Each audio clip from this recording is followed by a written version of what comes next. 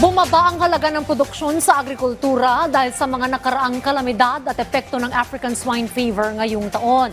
Apektado rin ang sektor ng pangisda dahil sa mga nagdaang mga bagyo rito sa bansa. Yan ang ulat ni Joshua Garcia. Bumaba ang halaga ng produksyon sa agrikultura, bungsod ng mga nagdaang sama ng panahon at mga natitirang epekto ng African swine fever para sa third quarter ng taon. Ayon sa Department of Agriculture, bumaba ang production value ng year-on-year sa 3.7% na may halagang 397.43 billion pesos. Habang ang sektor ng pangingisda ay naapektuhan din dahil sa mga nagdaang bagyo kung saan bumaba ang production value nito sa 5.5% para sa year-on-year na nagkakahalaga ng 55.48 billion pesos batay sa datos ng Philippine Statistics Authority.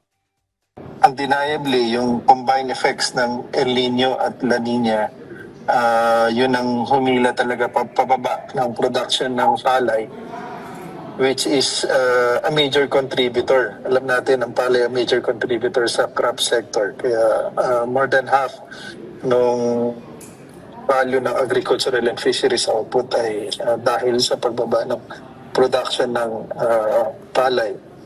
Dagdag pa ni DA spokesperson Assistant Secretary Arnel de Mesa, patuloy ang kanilang pag-agapay sa mga magsasaka at mangingisda para tulungan sila makabangon sa mga nagdaang krisis at kalamidad, gayon din para mabawasan ang losses para sa huling quarter ng taon.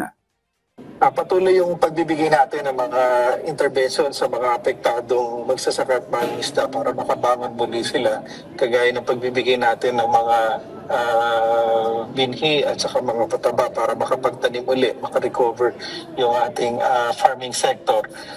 Ganon din yung pagbibigay natin ng protection sa kanila pagdating sa mga kalamidad, kagaya ng insurance.